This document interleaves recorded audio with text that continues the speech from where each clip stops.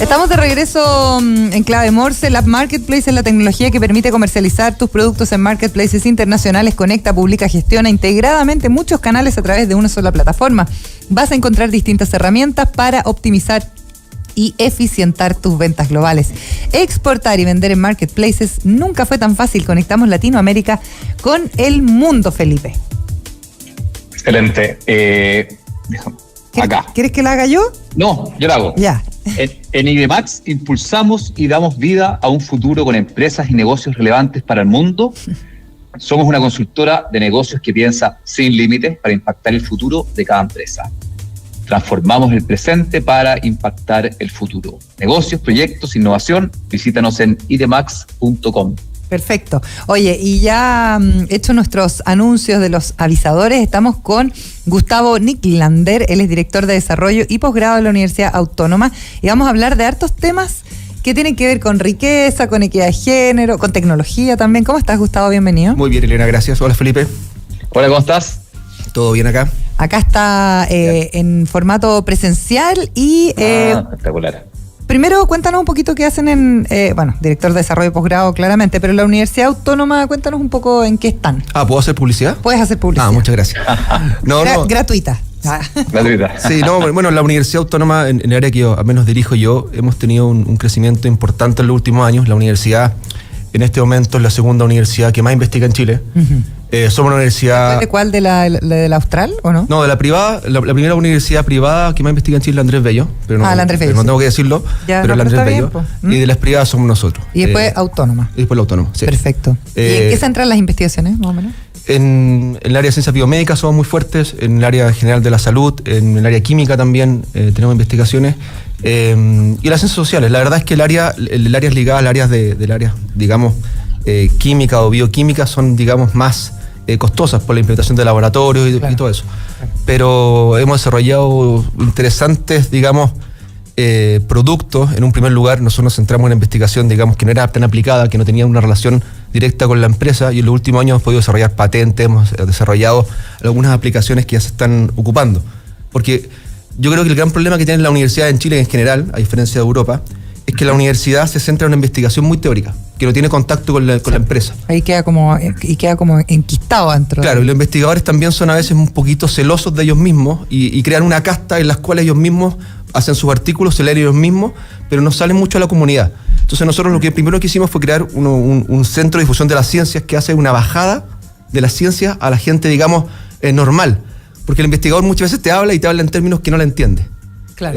Y suena muy interesante, suena muy complejo, pero no tiene muchas veces una utilidad práctica, y eso muchas veces también se refleja en el pregrado. El alumno pregrado te dice, ¿de qué sirve que investiguen si eso no se lo llega al aula? Claro. Entonces, es un poquito ese cambio de paradigma que hemos tomado de bajar a estos señores que eran un poquito dioses de la investigación al aula. Oye, ¿y a la empresa? Qué bueno. ¿Se han podido ligar un poco con la empresa? ¿No? Yo creo que uno de los grandes desafíos es ese también. Yo creo que eso es una materia pendiente. Yo creo que eso es una materia pendiente en general en Chile. Nosotros tuvimos la suerte de estar el año pasado en España en un congreso y vimos como gran parte de la investigación hoy día no la financian las universidades.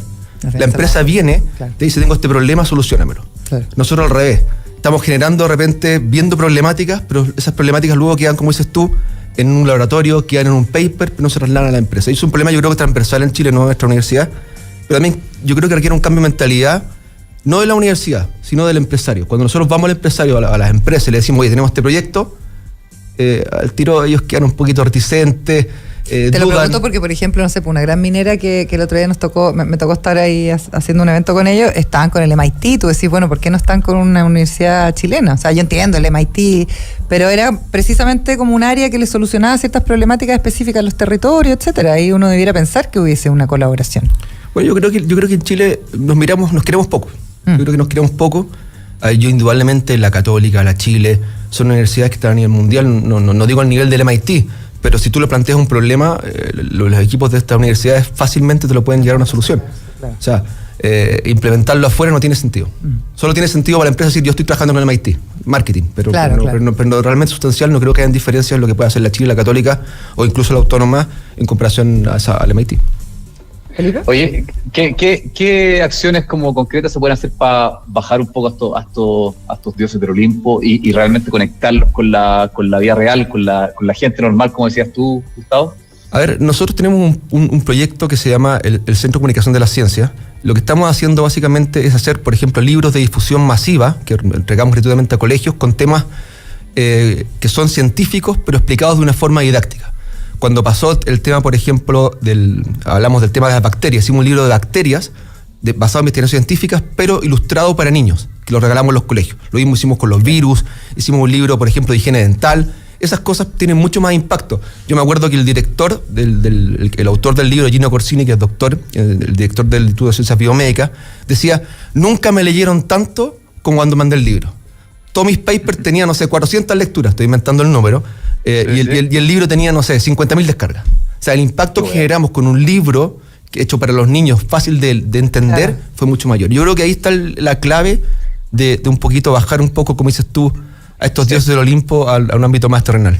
Oye, y hablando de bueno, algunas conclusiones, etcétera, ustedes también desde la academia, me imagino han estado mirando, bueno, por ejemplo, que el otro día estábamos hablando, parece, Felipe, no sé si estabas tú, ¿cierto? Cuando estábamos hablando de cuando hay más participación femenina en los directorios de algunas empresas, se había ya estado midiendo efectivamente qué pasaba con los índices de productividad, de crecimiento de las mismas empresas, y según la OCDE, la riqueza en Chile podría crecer un 10,5% si es que efectivamente logramos suprimir la brecha de género. ¿Cómo lo ves, Gustavo, esta información y qué estamos haciendo al respecto también? A ver, el estudio del cual se extrae la información yo creo que dice mucho más que esa cifra. Okay. Yo tuve la ocasión de leerlo. Yo creo que a veces los medios, no es una crítica a ustedes, pero en general, replicamos cosas como un titular. Claro. El estudio tenía esa información, efectivamente, hablaba que Chile podía crecer un 0,25% anual del PIB si superamos las brechas de género y las brechas que existen en materia de horas trabajadas entre hombres y mujeres, y que el año 2060 podíamos crecer un 10,5% del PIB. El promedio de la OCDE, era un 0,23, puede crecer un 9,2. O sea, no estábamos tan alejados. Pero, ¿cuál es el trasfondo de esto? El trasfondo de esto habla solamente de aumentar la participación de la mujer en el trabajo. Hoy en día, por ejemplo, en Chile, según el último... Da lo mismo que trabajo, en el fondo. Da lo mismo que trabajo. Okay. El INE dice que el 61% de los hombres se encuentra ocupado y que el de las mujeres es un 51%. Hay un 20% de brecha y el promedio de la OCDE es un 61 contra un 51. Hay un 10%, somos el doble de la OCDE en cantidad de eso. En cuanto a horas trabajadas, las mujeres trabajan 4 horas menos que los hombres y eso se explica más o menos porque las mujeres también trabajan mucho más que los hombres en trabajos parciales. Tener cuidado, claro. Y dedican otras labores no remuneradas en su función diaria. Pero el problema es que si uno se queda en eso, uno podría decir también, y ahí también les planteo a ustedes, esto es un modelo matemático en el cual hacemos simulaciones de qué pasaría con aumentar la participación de la mujer. Pero el modelo tú lo podrías también llegar al mismo nivel si aumenta la participación de los hombres. Entonces, la verdad es que lo interesante del informe es lo cualitativo. ¿Ya? Que hablaba, por ejemplo, del tema de políticas públicas para incentivar la participación de la mujer, que hablaba de cómo, el tema que hablaste tú, cómo hacemos que las mujeres tengan más visibilidad, por ejemplo, los directorios. Hoy día en Chile hay un 6% apenas de mujeres que son gerentes generales. Sí, claro. Un 9% que son gerentes de finanzas. Entonces hay cargos que más encima están súper restringidos a los hombres. En general, esto es un dato del 2021, que es un estudio de la Universidad Católica, el 22% de las mujeres componen los directorios, el 88% de hombres. Entonces ahí tenemos un problema, pero el problema va mucho más atrás. Porque si usted fija, hay una correlación directa entre las mujeres que estudian ciertas carreras y las mujeres que llegan a cargos gerenciales. Sí, claro. Por ejemplo, en Chile, apenas el 21% de las mujeres estudian carreras asociadas a la ingeniería, matemática, de la ciencia en general. Entonces, ahí tenemos un problema grave. Porque eso después se replica a nivel gerencial, porque lamentablemente en los niveles gerenciales llegan personas que estudian estas carreras. Sí, claro. Entonces, si nosotros no solucionamos ese problema de base, va a ser súper difícil que avancemos. Y eso no es un problema solamente en Chile. En España es un poco mejor. En España, por ejemplo, el 30% de las mujeres estudian esto. O sea, hay un 9 puntos de diferencia con España. No estamos, digamos, tan alejados. Pero esto es una realidad a nivel mundial. O sea, el estudio de la OCDE habla de una realidad a nivel mundial. Obviamente hay países que están mucho mejor que nosotros. En países que, por ejemplo, el PIB puede aumentar un 0,04. Y uno dice, esto es una mala noticia, porque el potencial de crecimiento es menor. No es una mala noticia. Significa que hay más igualdad entre hombres y mujeres. Por lo tanto, el efecto de la brecha no generaría un aumento en el PIB. Okay. Entonces, cuando uno lee esta noticia, y ahí no sé qué piensan ustedes, uno cree que es una buena noticia, que hay un potencial de crecimiento, pero en realidad es una mala noticia. Nos están diciendo que existe una brecha muy grande y que si nosotros trabajamos para solucionar esa brecha, vamos a tener más crecimiento. Pero el problema es lo que tenemos ahora, no es el número, porque el número lo podríamos, por ejemplo, A ver, si le decimos a las mujeres, ustedes tienen que trabajar más, tienen que trabajar mucho más para poder superar la brecha. Yo no alcanzo a trabajar más, no me alcanzan las horas. Es un tema. Sí, es un tema. claro. Si hoy día la discusión incluso está en trabajar menos. Claro, exacto, estamos con las 40 horas, exactamente. Claro. Sí, po. Entonces solamente te iba a complementar, Gustavo. Yo me parece bien tu planteamiento, y estoy de acuerdo. Yo creo que la parte de la buena noticia viene en que estamos mal, pero hay una evolución. O sea, yo creo que hay un aumento, lo conversamos el otro día, Elena, ¿te acuerdas? Con la mujer que representa la conformación de directorios, que nos contó que está aumentando la cantidad de mujeres. Yo creo que hay una evolución. Yo creo que estábamos muy atrasados, probablemente más que la OCDE, pero yo creo que el número está cambiando y eso es como augurioso, digamos, para justamente lo que dice este como titular. Más o menos. Pero yo les quiero llegar a relacionado obviamente con lo mismo, pero que reflexionemos sobre otro tema. Ajá. Porque aquí lo que estamos viendo son consecuencias de procesos súper largos. El problema que yo veo, y que tiene mucho que ver con lo que nosotros hacemos a nivel educacional, porque esto es un círculo vicioso. Al final, por temas culturales, temas de estereotipos, las mujeres no se interesan en estudiar carreras asociadas a la ingeniería. A ver, yo tengo algunos años, y yo me acuerdo que cuando yo era chico, las mujeres jugaban con muñecas y los hombres jugaban con pelota o con auto. Sí, ¿cierto? Claro, por supuesto. ¿Cuándo fue la primera vez que vimos una Barbie ingeniera? O una Barbie doctor. Ahora, hace 4 años atrás. Claro. Entonces, lo que hacemos nosotros es desincentivamos a que las mujeres se interesen por esos temas. Sí, por supuesto. Los papás, ¿qué le regalan a los hombres? Lego, no sé, cosas para armar. Mecano. Todo eso está cambiando, Sí, Gustavo. eso está cambiando. Oye, estamos con Gustavo Nicklander, director de Desarrollo y Posgrado de la Universidad Autónoma. Respecto al modelo educativo, Gustavo, me gustaría preguntarte un poco, porque, claro, eso se ha estudiado harto, a mí me ha tocado estar participando en algunos levantamientos de información, no sé, de la misma comunidad mujer, y eso tiene incidencia. Tienen incidencia también los profesores en las aulas. Evidentemente, para que esto cambie es multifactorial. No hay solamente un factor que va a permitir que haya más participación y más equidad cuando las mujeres además participan, porque ahí también tenemos otro tema. Generalmente participamos en empleabilidad más precaria, con salarios más bajos. Eso también habría que mirarlo y meterle un poco de mano a eso, ¿no? Sí, a ver, en el último informe en línea habla de un 18,9% de brecha salarial entre hombres y mujeres. Exacto. Y que más encima aumenta en el tiempo. Sobre 65 años esa brecha aumenta un 33%. Entonces, sobre 65 sí. años, o sea, ya... Entonces, sí, claro, pero y además aumenta mucho más cuando se trata de empleos informales. Hablamos de 18% en empleos formales y de un 30% en empleos informales. Claro. Entonces, como dices tú, es multifactorial. Y tú tocaste un tema, y yo creo que un tema interesante, que es el tema educativo. Porque acá estamos hablando solamente de estos números que fueron resultados de un pasado, digamos, de lo que hicimos en los últimos años. Pero cuando estamos hablando hoy en día de inteligencia artificial y vemos el impacto que puede tener la inteligencia artificial, no solamente en el empleo en general, y en todos los ámbitos de la producción, por la automatización, por los procesos que ya podemos reemplazar por máquinas, las mujeres estudian un 30% a nivel mundial carreras asociadas a la inteligencia artificial. Entonces, las estamos dejando fuera de esta cuarta revolución industrial.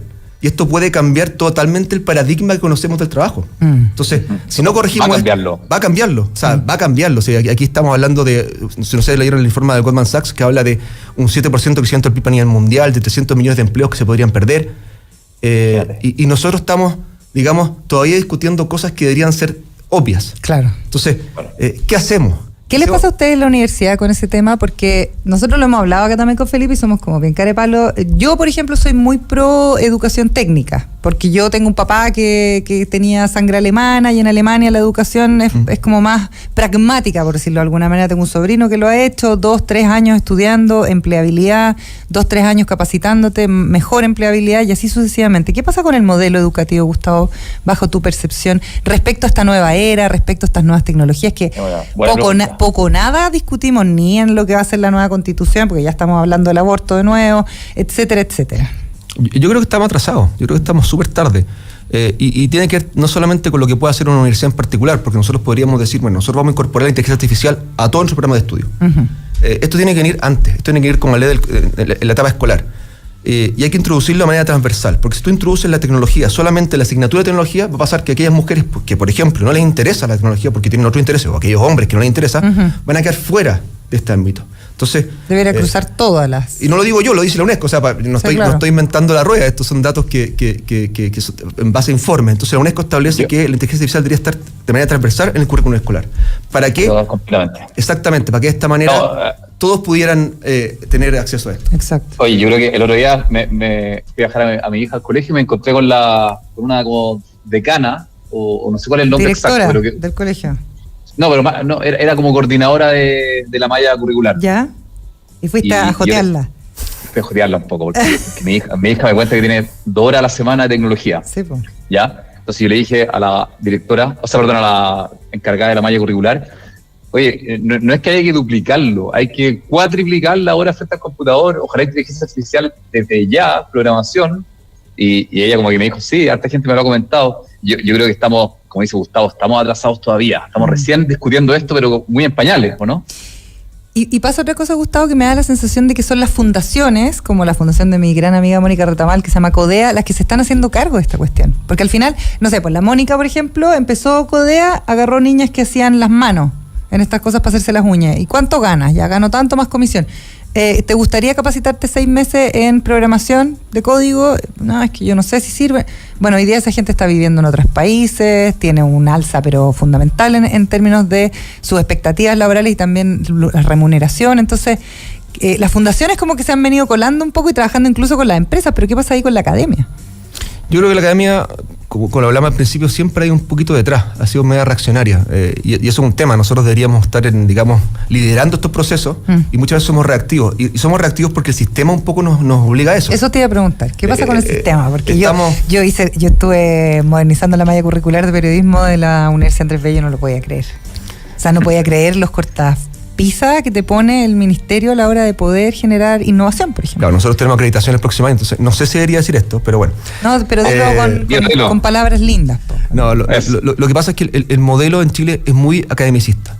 Por ejemplo, tú haces un posgrado, yo lo vivo día a día, y la CNA te exige mucho a nivel académico. Te exige, por ejemplo, que los profesores tengan una cantidad de investigaciones para calificar dentro de los claustros.